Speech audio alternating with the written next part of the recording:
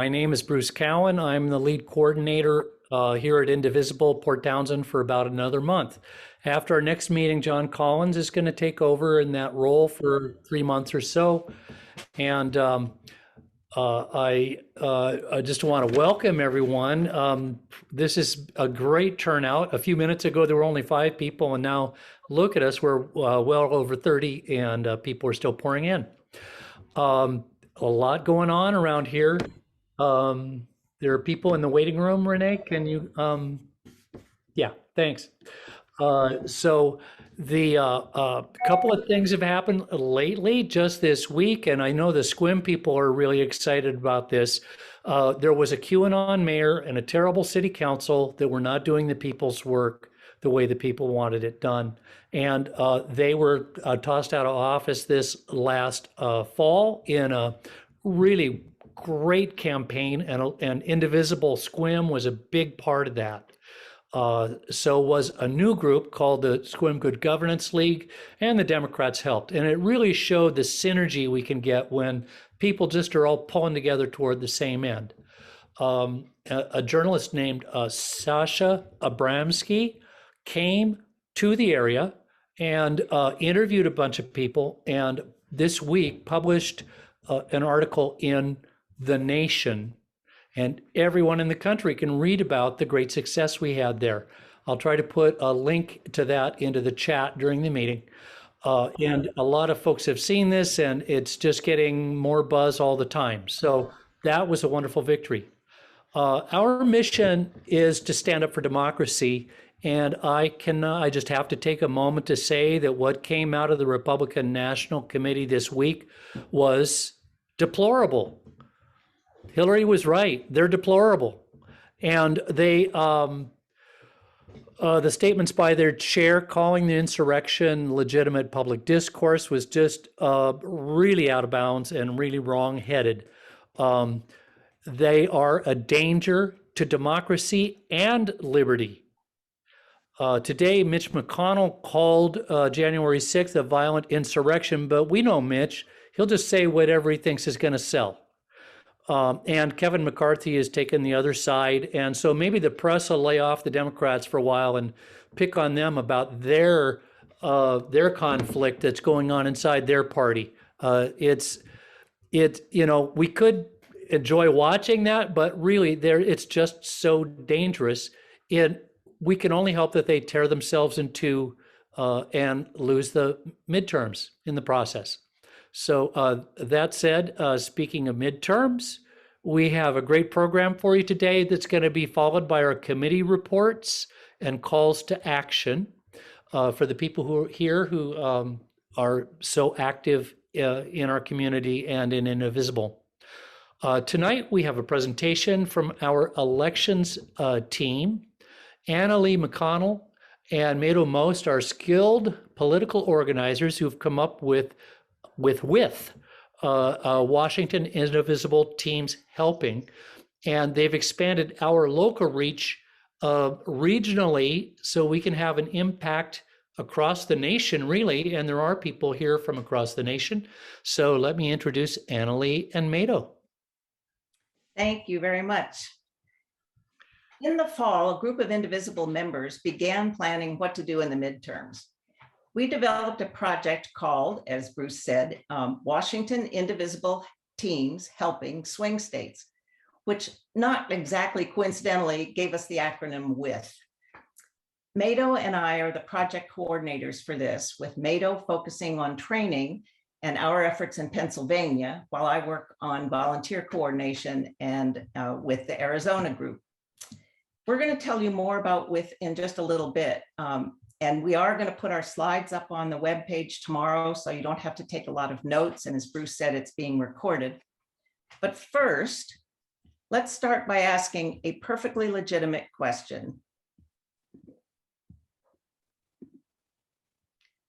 Are the midterms hopeless? Well, let's take a look at what the situation was in 2020. Whoops. See why it's not letting me. These were our election prospects 2 years ago. I have to let you know there's a kind of a lag here on pulling up my next slide. Let's try to, Well, it worked fine in the test. There we go. Trump had survived his first impeachment. The Democrats were really divided over the presidential nominee. As we all know, that was a pretty stressful period for everybody.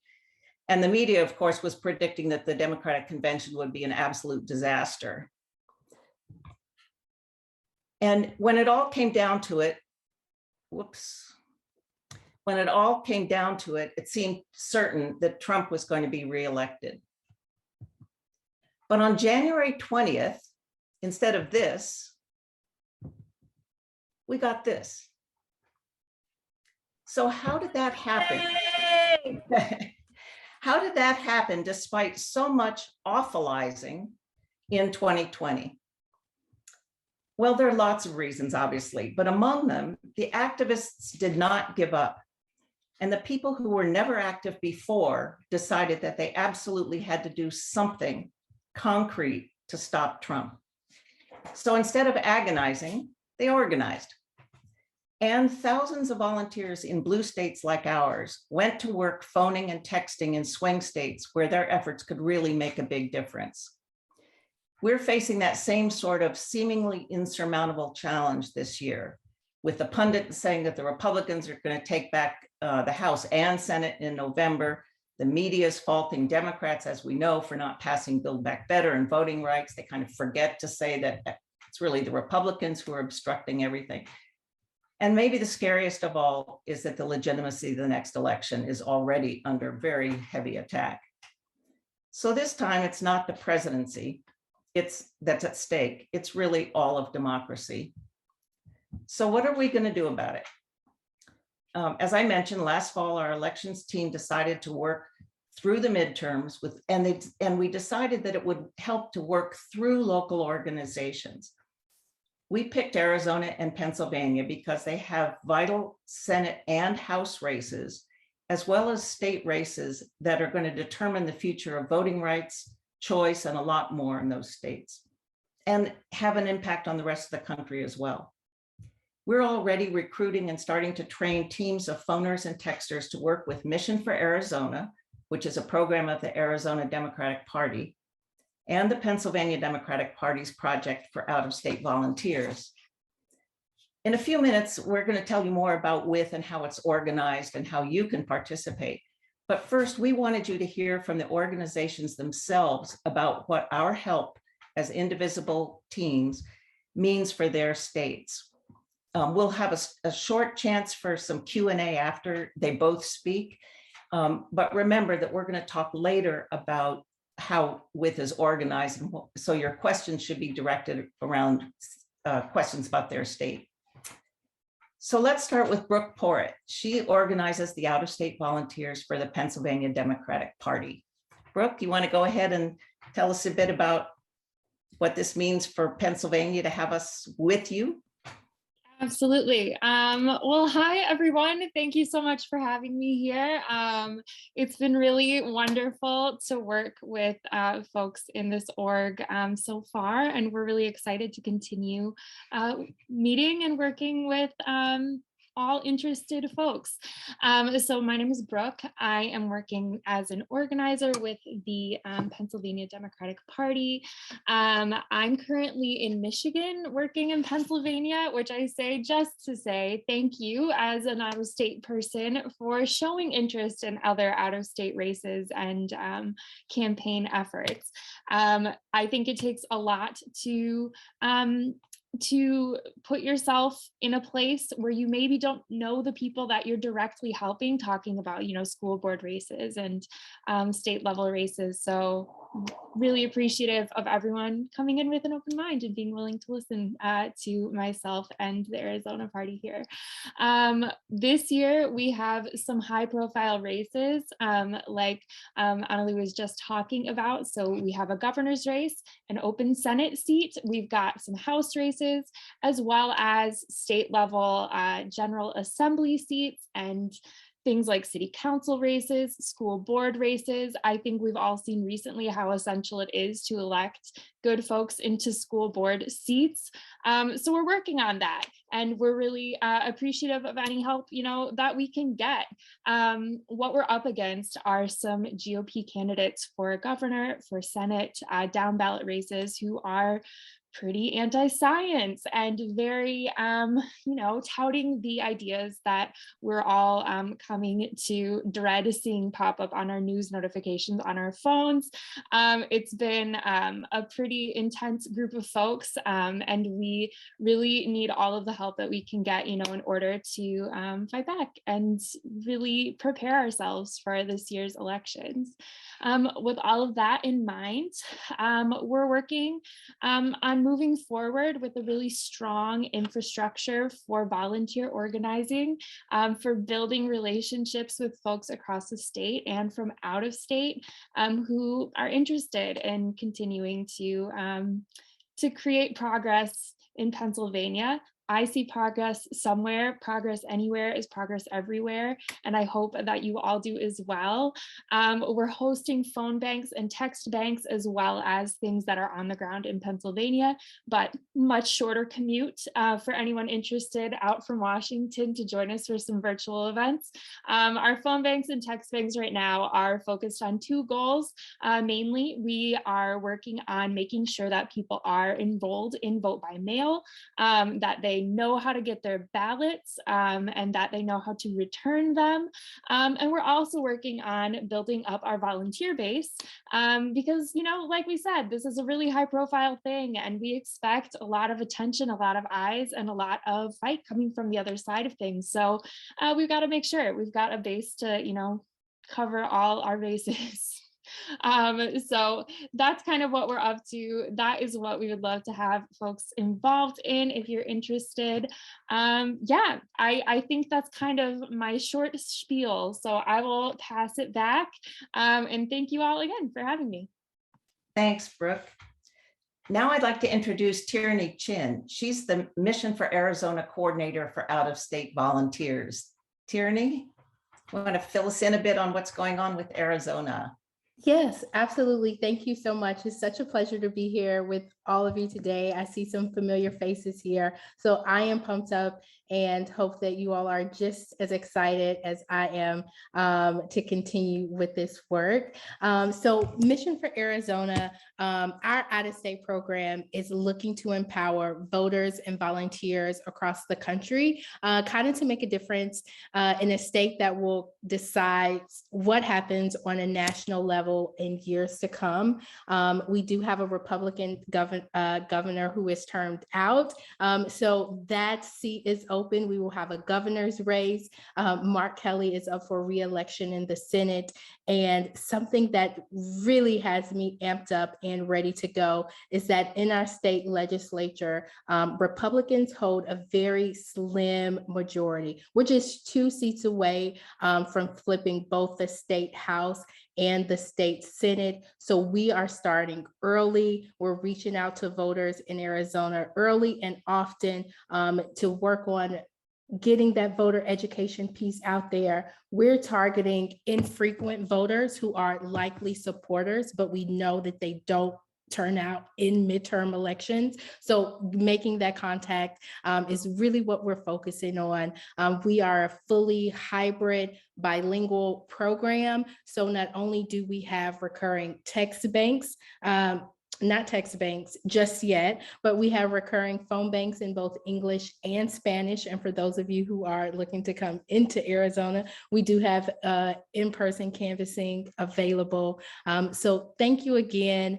I'm excited to have you all on board and working with all of you as we work to hopefully flip the House, flip the Senate here in Arizona, re-elect Mark Kelly, elect Democrats at all levels of government, because this work is truly, truly so important. And thank you all for having me. Thanks, Tierney. Does anybody have questions for Brooke or Tierney about the situation in their states before we move on to how we're organizing here in Indivisible? Yes. Go ahead, Alex. Yes, are either of you or both of you working together with Indivisible chapters in your states? That's all.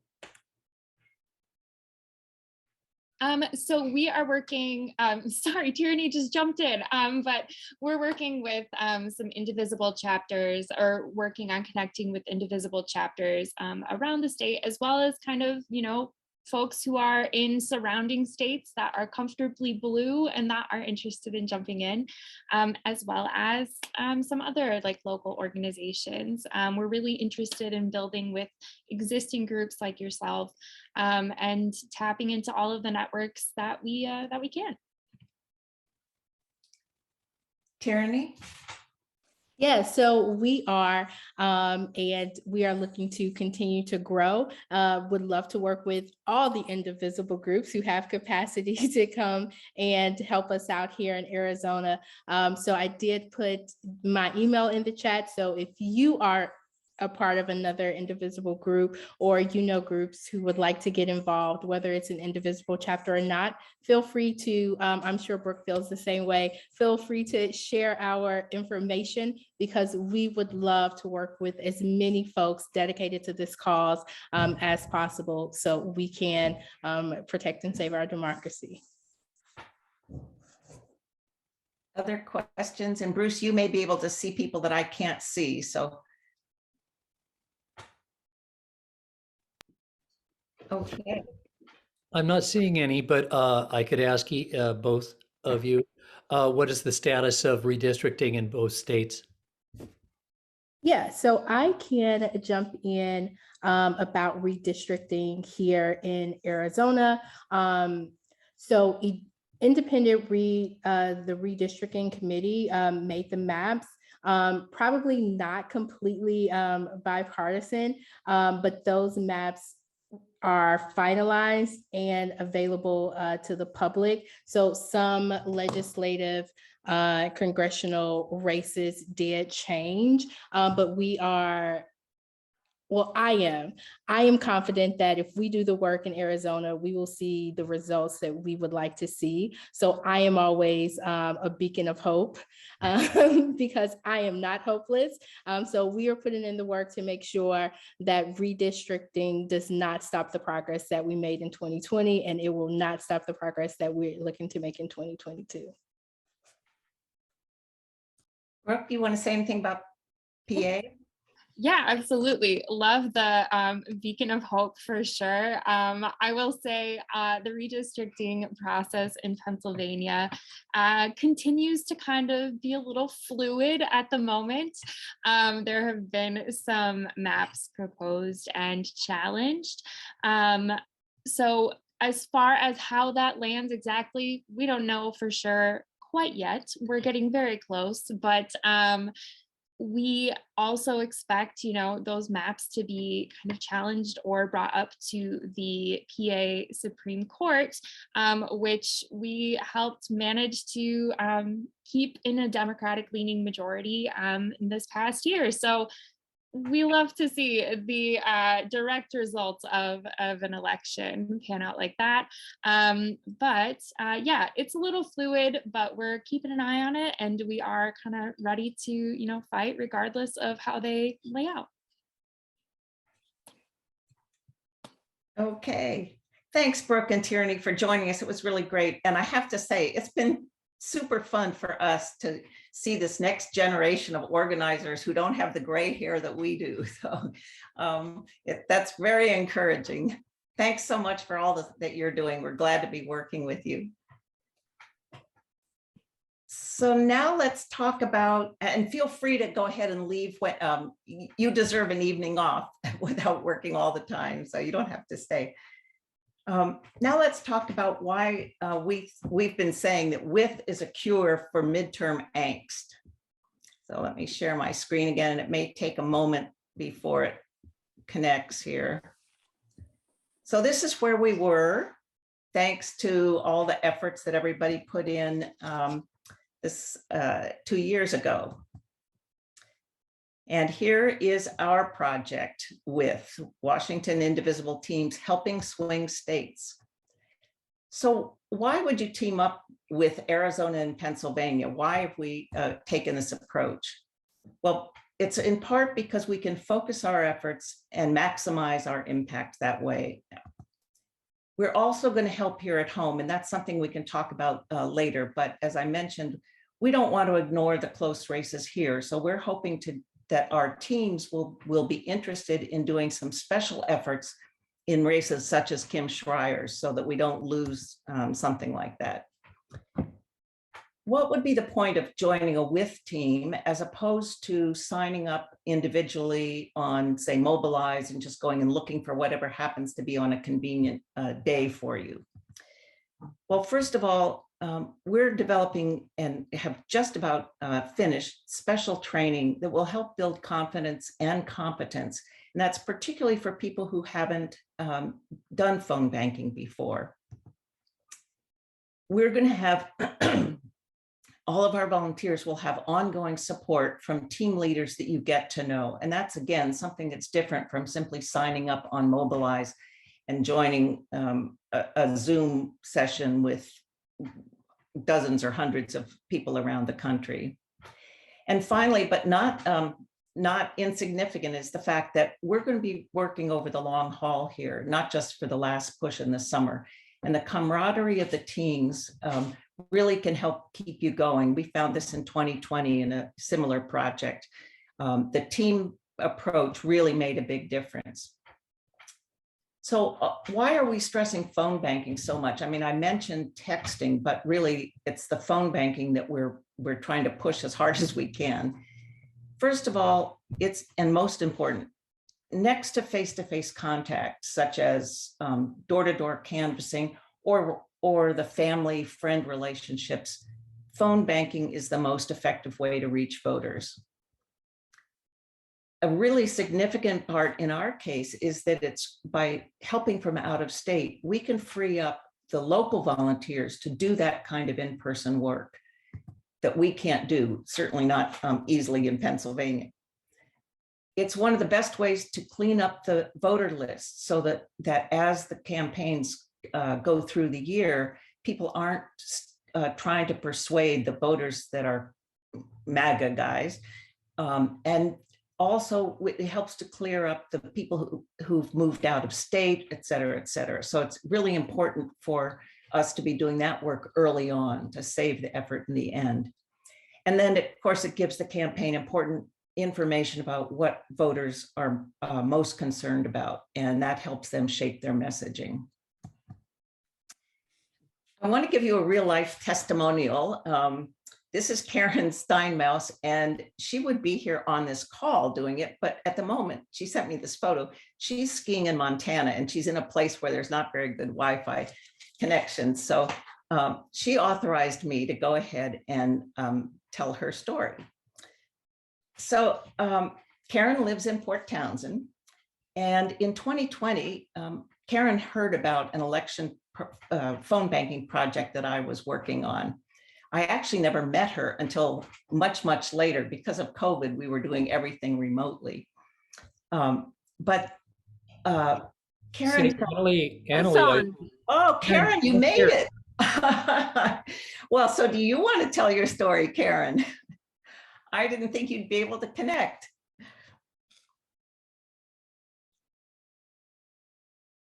No, you go ahead and tell the story. I'm sitting here. Oh, great. So I talked with Karen on the phone because she was had heard about this program and wanted to volunteer, but she absolutely hated the idea of phoning. And we talked about what it would be like and so on. But there was one thing that she said she hated more than the idea of phoning, and that was the idea of a second Trump term. So she finally said, okay, I'll try it. But if I can't stomach it, I'm going to switch to texting.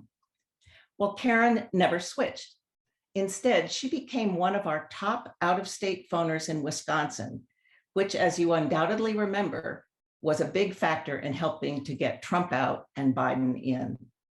When I told Karen we were going to start with for the midterms, she said right away, I'm in, and she's had us already signed up to phone in Arizona. So Karen, you want to add anything? No, you did a nice job. Thank you. Okay, so I don't know how to unshare this, her screen.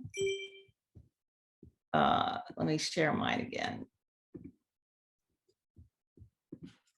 Okay. So what kind of phoning and texting are we doing? Well, Tierney and Brooke mentioned a little bit about this, but also I'll just run through it quickly. Identifying the key issues. In Arizona, one thing that's that I wasn't familiar with before is that even an incumbent has to gather signatures to be on the ballot for the primary. And in Arizona, they voters can do that digitally. It doesn't have to be people standing out at shopping centers and getting hand signatures. So that's been a big push because they want to be sure, obviously, that people like Senator Mark Kelly can run. But not only that, they want to be sure that there's just a huge blast of signatures so that it's obvious that he's got a strong campaign. And then in Pennsylvania, Brooke mentioned both the mail-in ballots and the recruitment of local volunteers. The recruitment of local volunteers is something that's pretty easy for us to do from long distance because these are people who are generally already supportive folks, and we can encourage them to become more active, and then the PA Dems will follow up with them. And because we can walk people through how to apply for a mail-in ballot, that's also something that's easy to do by phone. As we go through the year, of course, the phone scripts will shift based on what's happening, get into the persuasion part, and get out the vote.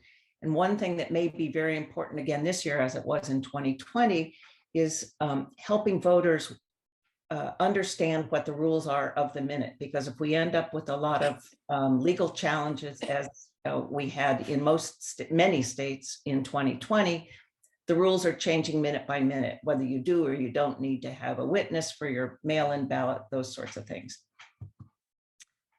What have we accomplished so far with we've selected our 2 states and partner organizations, and we went through quite an extensive process on both of those with a great team of people who were interviewing and analyzing data and so forth.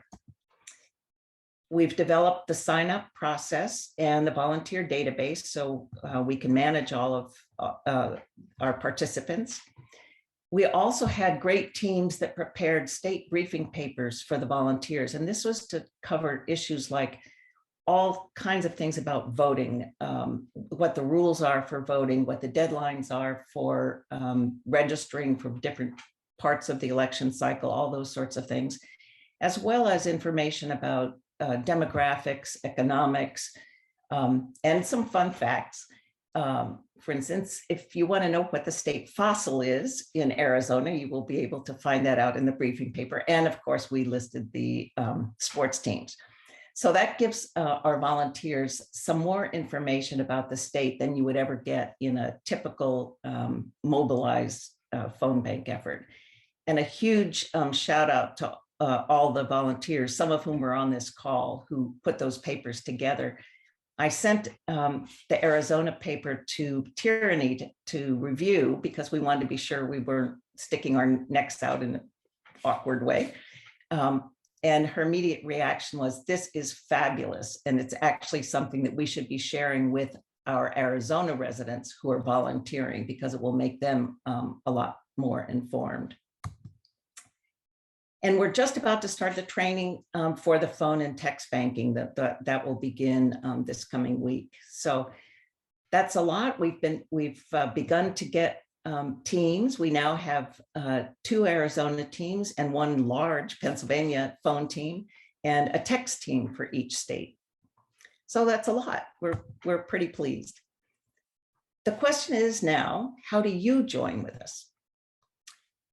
Well, our sign-up process is online, and we're hoping that you'll sign up to phone. That's, as I've mentioned, our top priority.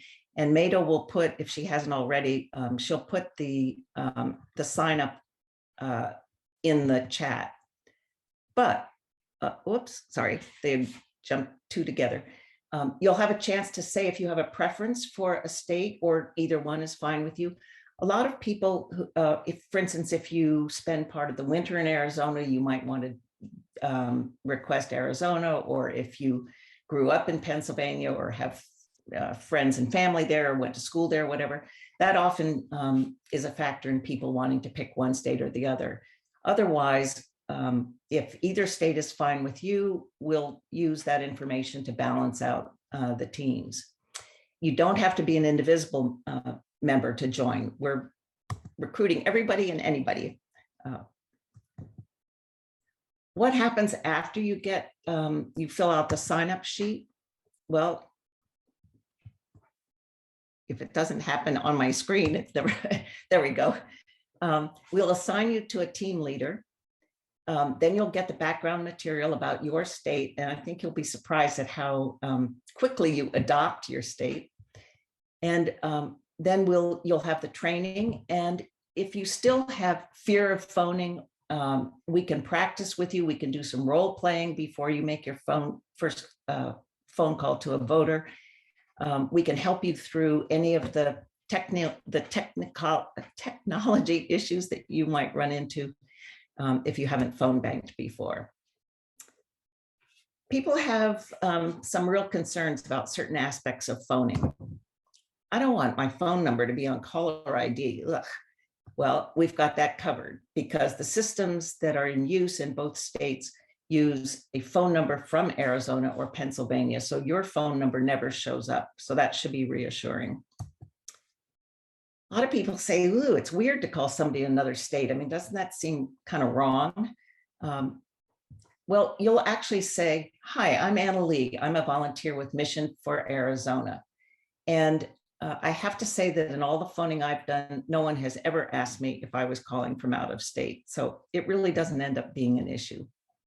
And then there's, of course, the help. This is confusing. I can't even figure out how to log in. Don't worry. We will help you until you'll find it will become second nature. And that's, again, another big difference in working with a team like we've planned for WIT, because you have a team leader to whom you can check on your questions. We have a number of special needs right now. We definitely need more phone team leaders. We're getting more volunteers now, and we don't want the teams to be too large. So there is a question on the sign-up form that asks if you'd be interested in possibly becoming a phone team leader. And if you say yes, we will follow up with you and let you know what's involved, what we think the time commitment would be, and so on. As we get more and more volunteers, it would help to have another trainer or two so that we can have frequent, regular training sessions set up so that phone volunteers don't have to wait very long to get trained before they can get on their calls. We have a volunteer coordinator who is managing the database and making the assignments and sending the information out to team leaders and to the volunteers about who their team leaders are. But we really need for her to have a backup person. Everybody is going to need some time off between now and November. And as the workload increases, it would be nice to share that. But just generally, if you have time and energy, we'll find a way to help win in Arizona and Pennsylvania. So please grab a friend and sign up. As I mentioned, the sign up will be in the chat, but I know a lot of people, I only learned this recently, don't know what to do with the link that's in the chat. So you can always Google Indivisible Port Townsend. That'll send you to our webpage, and the link is on that homepage right now, actually. Marilyn already put it up for us. And feel free to share it with other people. If you'd be interested in starting a team with your, either with neighbors or friends or your book club or even your pickleball friends, just contact one of us. And again, our emails will be on the web on the Indivisible Port Townsend page. We've already begun to have conversations with several Indivisible chapters. A number of them are on this meeting. And they're considering partnering with us and having their own teams in each of their areas, which would be terrific. So it's time to save democracy. Let's get to work. And I just want to read something I saw this morning that really struck me. It said, with 9 months remaining before the midterms, being discouraged is a luxury we cannot afford.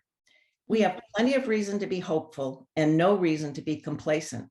Time is short and we can win, but only if we engage in the hard work of retail politics, registration, turnout, and voter protection. We succeeded in all 3 tasks in 2018 and 2020. We can do so again in 2022. So with that, I'll stop screen sharing and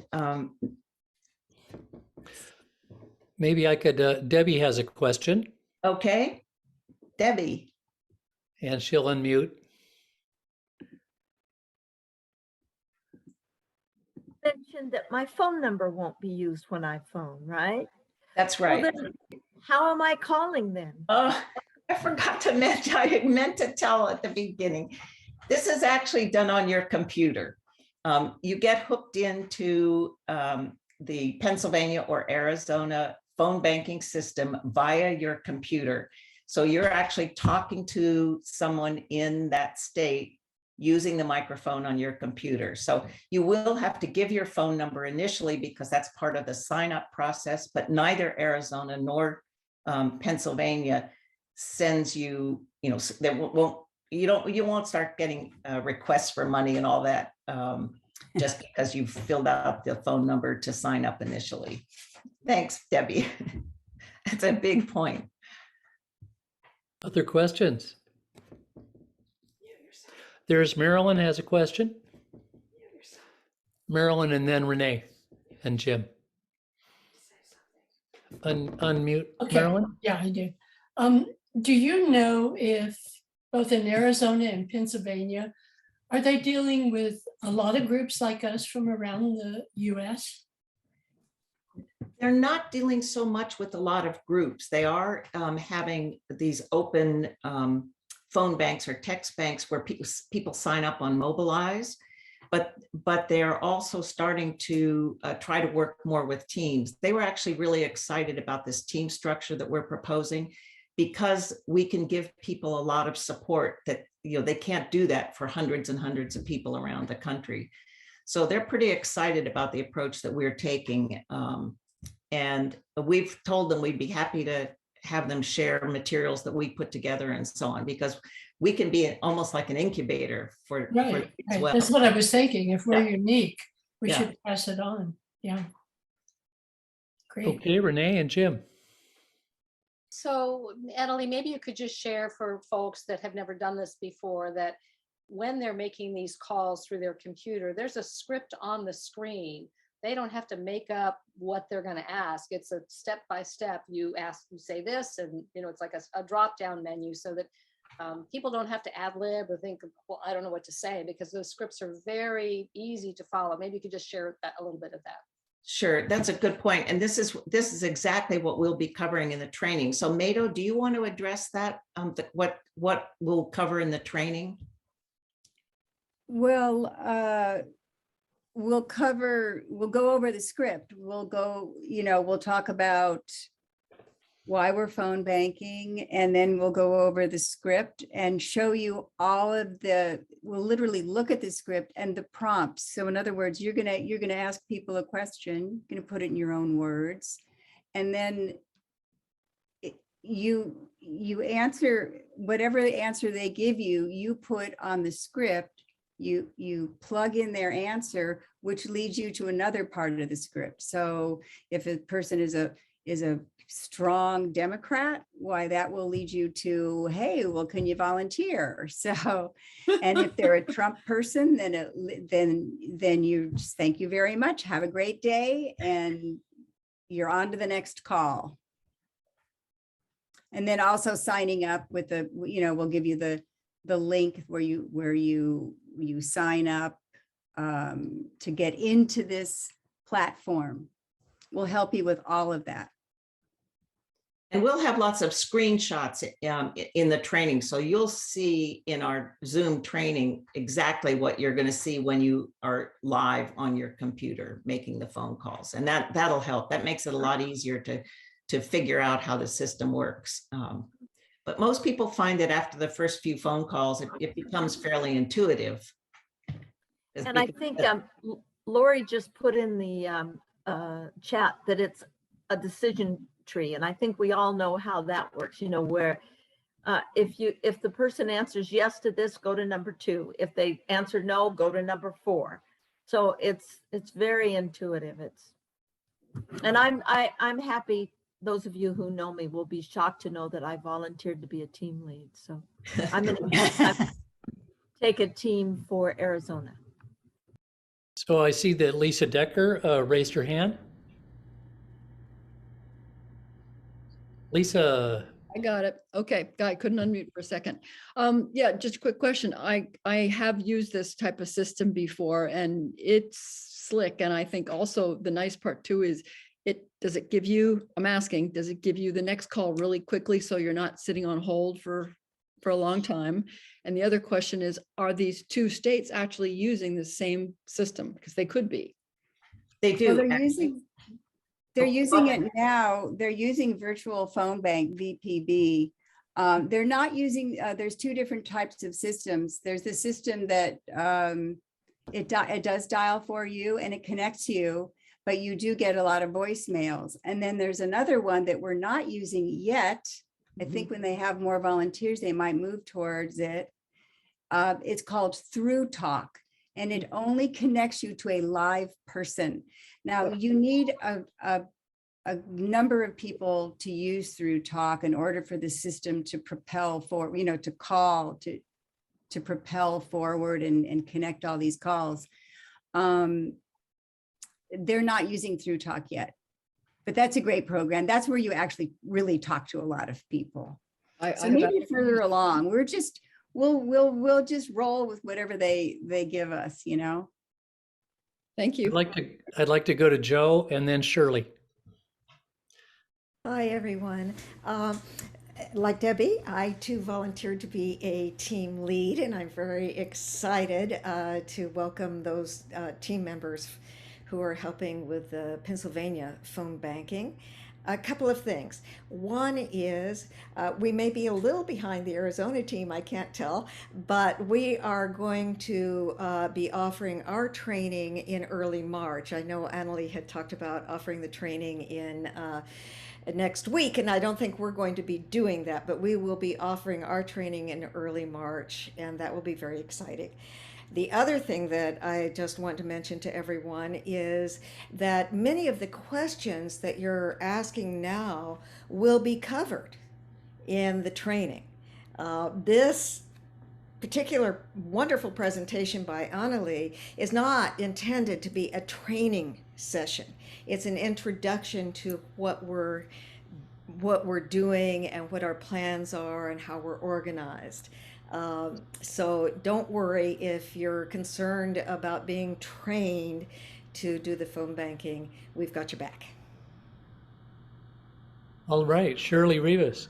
Joe just answered my question. My question was, when does training start? So it's going to be in March.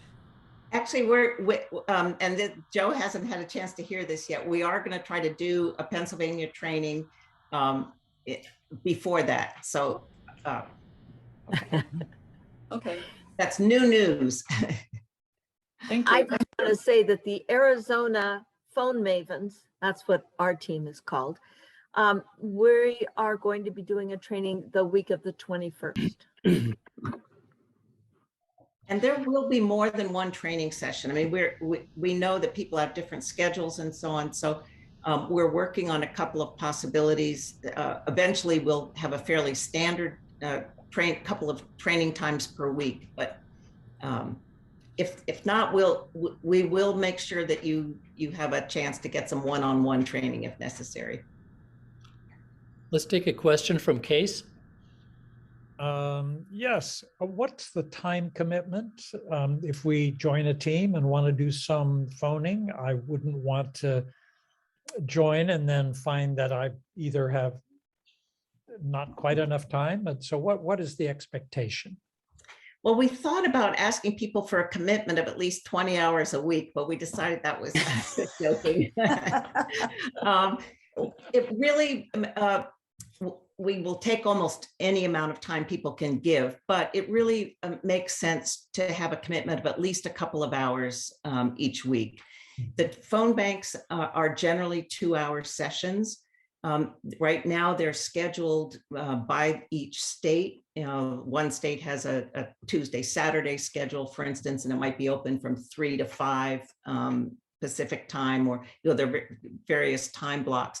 But in both cases, if we get to the point where we have enough volunteers, they are interested in creating special times for us if we could fill the bill. But I'd say in general case, a minimum of 2 hours a week would be great. And that's understanding that it won't necessarily be every single week. And we will, with a permission slip, you can go on vacation. 2 hours sounds very, very reasonable. But also, is the time flexible at all? Or would it be like this week, that's these 2 hours? Or right now, the states have, for the regular phone banks that they're doing, they've set them up at specific hours that they're doing every single week. But as Mado said, there's also the possibility of doing some dialing that you do on your own that's not as productive because you get a lot of no answers and so on. But I think if we can get enough volunteers going, enough teams going, we should be able to add some times that would be a little bit more flexible. But you wouldn't have to say every Tuesday you would do it. Like you could do some weeks you could do Tuesday, another week you could do the Friday session or whatever. So there's some mix and match possibilities there. Well, I think we'll have more opportunities as we go forward. Right now, both states have phone banking about twice a week, but once we get a lot of people calling, we'll be able to add our own times. So as we go, there'll be more and more opportunities.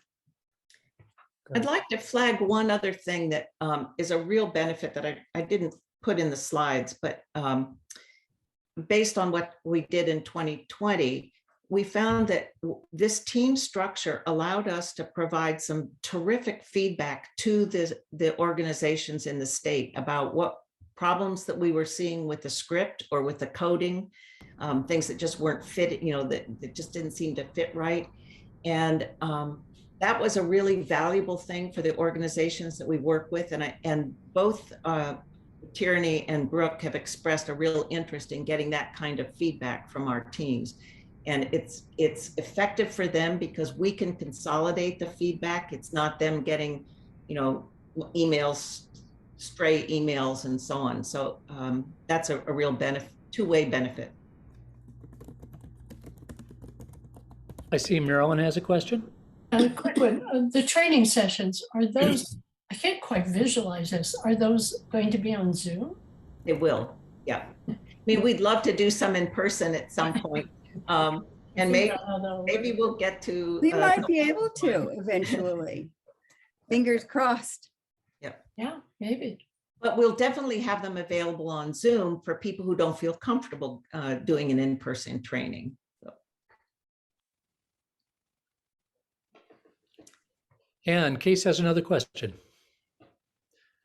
I muted you.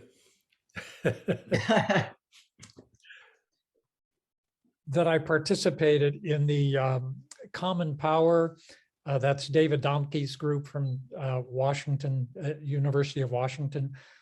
And they just did their major launch of their outreach stuff. And I was about to sign up for one of them, but actually I think this sounds like more fun to work with the group here. Great. It can be tons of fun. It really can. That fun is what's going to keep us going throughout the year. It really will. Thanks. I'm glad to hear that, Case. Any other questions here? I see a phone number has her hand up.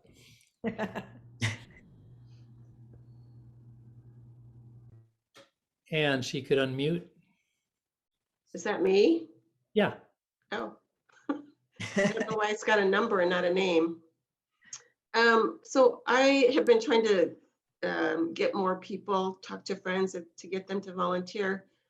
But I wasn't aware that not all the Indivisible teams are doing this. So no matter where people are, they can volunteer with the Port Townsend Indivisible team. Yes, We have and people from out of state already. there are a couple of options. In some cases, some of the Indivisible groups have expressed an interest in creating their own teams and having teams from their chapter. But it can be either way. People can join a team from their own place, or they can sign up with us and meet people from various places, be part of a team. Okay, thank you. This is something I really admire about what you've done. First, it's so organized. And the fact that you have the training modules all ready to go and the background sheets, it makes it so easy, not only for individuals here to plug into, but for other people in our region. So seeing all these people from SQUIM here, knowing that people on Vashon are interested in this, and I see people here from Whatcom County and from Skagit County. It's just a good thing to see. And this is how we change the world, is by working together and being socially engaged too. Are there any other questions here? Seeing none, can everybody do this and cheer for these folks and all the work that you guys are doing? This is fantastic. Thank you, Annalee. Great presentation, really. So we meet on the second Tuesday of the month. We'll have another meeting next month,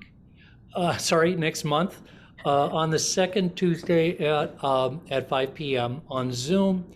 And I think that we will be continuing our conversation about secular healthcare, because we're trying to save secular healthcare. Case I have invited to speak next month. He hasn't accepted yet, but maybe he could tell us. Yes, I'm actually clearing that with the rest of my fellow commissioners and Mike Glenn. Oh, wonderful. Thank you. So that is the plan, and we may have some other guests to talk about secular healthcare, because it's a big issue for us, and it is about our freedom. And also, we have several committees here who are going to report very, very briefly, like 1 or 2 minutes, hopefully with an action item. I see that Marilyn is here. And after that, we'll have Linda. Go for it, Marilyn. Okay, I'm just going to have a 2-minute thing about environmental legislation. I'm one of the team leaders of our environmental team here in Port Townsend. So in Washington State, our own state, the legislature is in session for 1 more month. This is a short session. Though the so-called cutoff dates happen all through February, and this really affects whether or not a bill will actually end up getting passed. March 4th is the last date for any legislative actions. So it'll be over before you know it. But 6 climate-related bills have now been passed by both the Senate and the House in Washington, and they're awaiting Governor Inslee's signature. So you'll hear about this on the news, I'm sure. Significantly, a price on carbon through cap and trade has passed, though it was trimmed down extensively. And a clean fuels bill was passed also, with other things. So go to the website for League of Women Voters for a summary of these bills if you're curious. And the website is lwvwa for Washington.org.climate. And you'll have a summary of all these bills, the ones that have passed and the ones who haven't passed. But also go to leg.wa.gov to comment on any of these bills that are currently being proposed. So you can do it directly on that website, leg.wa.gov. Can you put those on chat, Marilyn? Ooh, if I know how. Okay. I can try.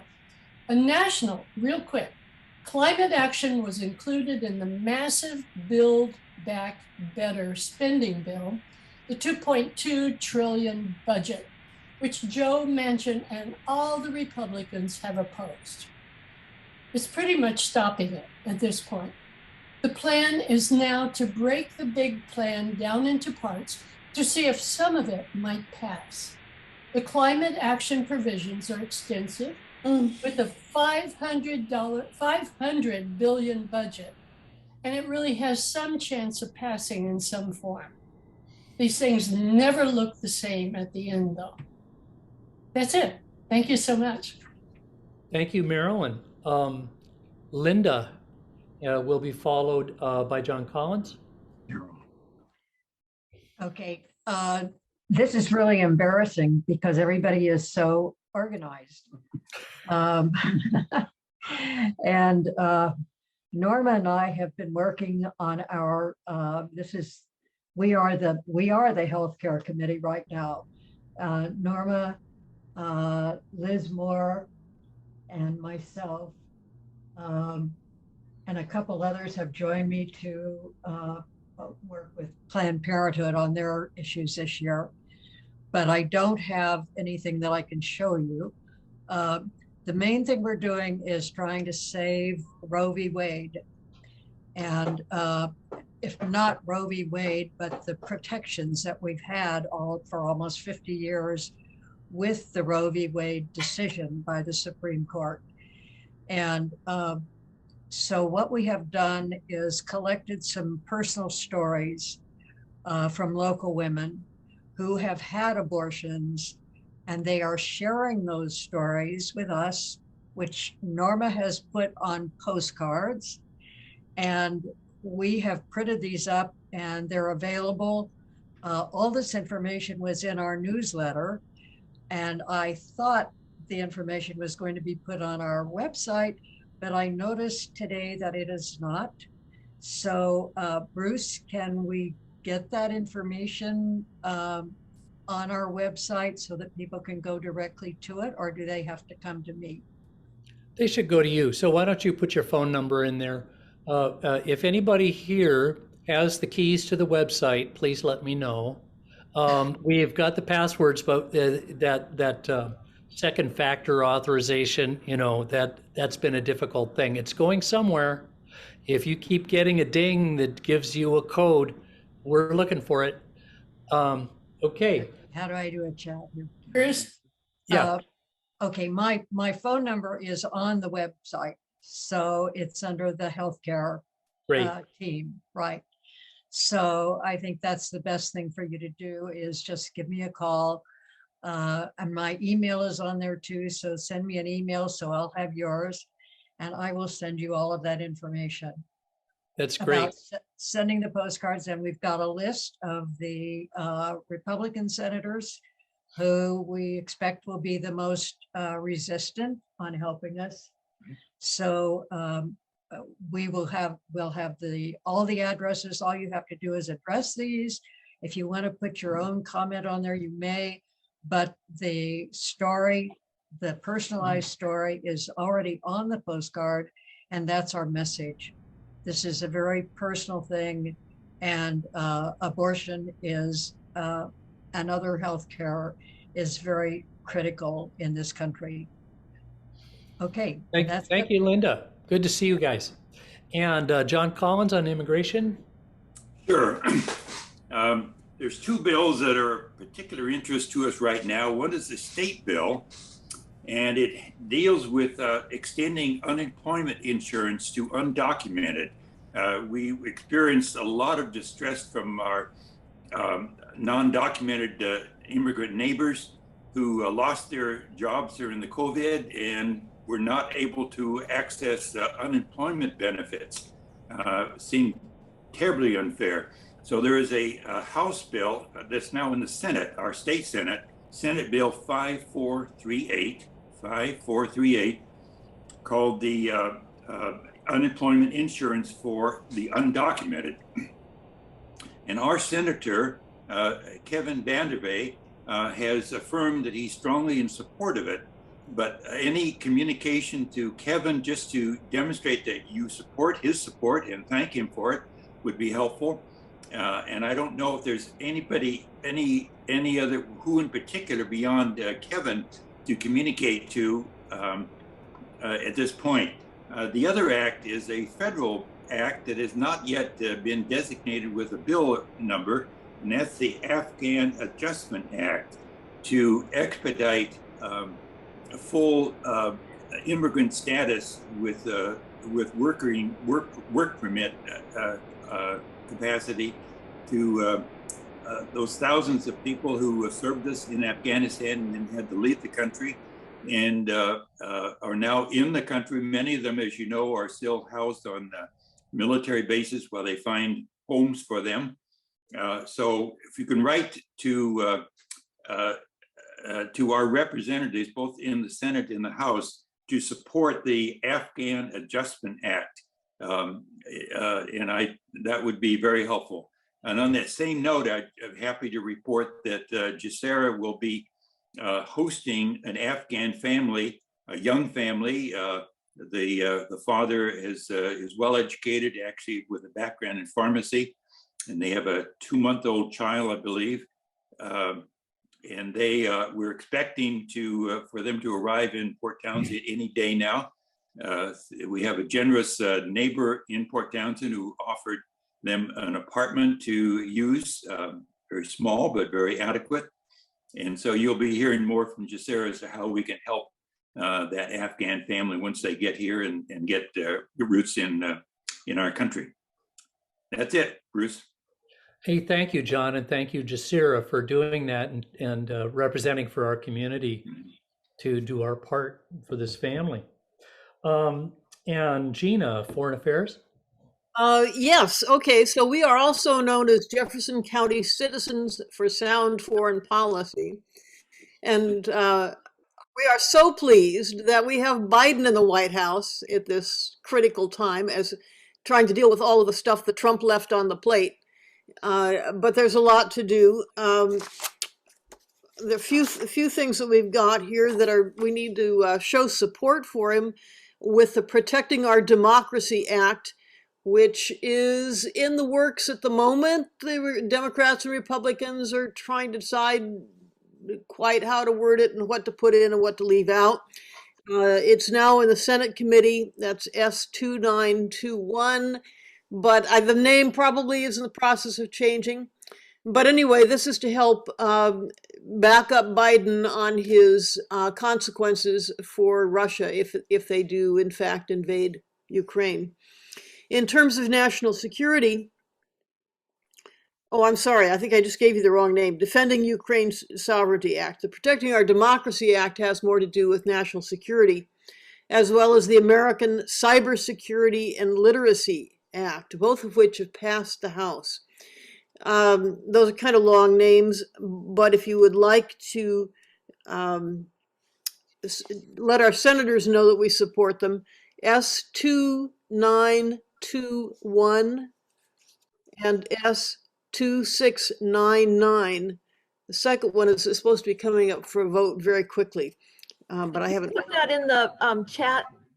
I've already put in the chat my email. So if you'd like to come to a meeting, we have one coming up on February 16th at 4 p.m. And my email is there, and just let me know and I'll be glad to send you a link, and we'll be glad to see you there and go into a lot more detail on this. But I will put the bill numbers at least into the chat, maybe before we all disappear here. Thank you, Gina. And yeah, that stuff is so important. And I went to a couple of those foreign affairs meetings and found them so informative. So do check it out. It's an area I don't know a lot about, and just going is an education in itself. So are there any other committee? I don't think there are any other committees.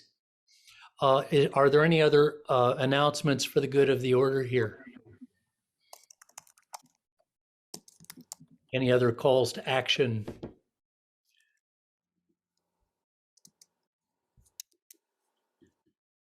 Bruce? Don't think I'm seeing any hands. John? Bruce? Yeah, I just want to reiterate what I think Annalee said at the very beginning. There is hope. There's great hope. And the fall elections are going to be an election over turnout. So we have to sustain our enthusiasm. The other side, it's got a lot of, they're shooting themselves in the foot constantly, and we should take great hope. I got to say, political parties, including the Democrats, take a bum rap sometimes. And but I am a Democrat, and I want, for the good of the order here, step out of my host role and tell you that we are going to the Democratic Party in Washington State. There, you have your county organizations and the legislative district Democrats, of which I'm the chair. We'll be holding a meeting on March 26th.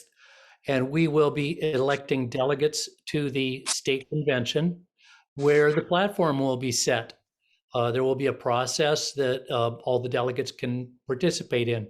If you would like to be a delegate or know somebody who might be, just let me know. And our website is, I'll put in the chat, it's wa24ld.com. And we'll be electing delegates there, and we'll be going through an endorsement process here pretty soon too for some of the candidates. So we're engaged in elections too. It's our main thing. I see Lori has her hand up. Yeah, hi, thanks, Bruce. So I've made this announcement before, but I just wanted to give you all some good news. This is about the Patients Over Profits campaign to get big money out of politics and also to push for Medicare for all. And we have over 400 signatures now, thanks to many of you who have signed the petition and folks over in Sequim and Port Angeles as well. And so I just popped the link in the chat again, and I think we can do this. Feel free to share it on social media, send it along to your friends as well. And for those of you who don't know how to retrieve things from the chat, if you just click on that right now, it'll show up as a tab on your laptop, computer, or phone. So that's a great way to access it. And if you can't figure that out, you're welcome to get in touch with me, and several people on this call have my contact information. So thanks for that. All right. Well, good meeting, people. And we kept it under 75 minutes, which was my goal. Great to see such a regional turnout. And we hope to see you again in a month.